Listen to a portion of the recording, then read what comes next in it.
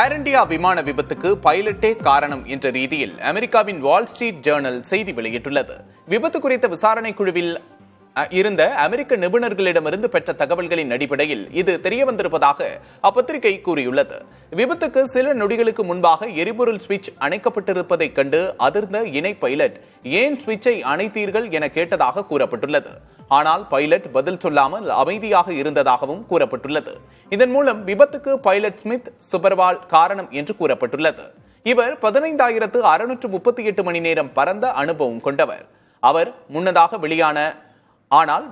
வெளியான ஒரு தகவலில் சுவிட்ச் அணைக்கப்பட்டுள்ளதாக ஒரு பைலட் கூறியதாகவும் நான் அணைக்கவில்லை என மற்றொருவர் கூறியதாகவும் செய்திகள் வெளியாகியிருந்தன. இப்படி முரண்பட்ட தகவல்கள் வெளியாகி வரும் நிலையில் விசாரணை முழுமையாக முடியாமல் சில தகவல்களை மட்டும் வைத்துக் கொண்டு விமானியை குறை கூறுவது தவறு என்று பைலட்டுகள் சங்கம் தெரிவித்துள்ளது.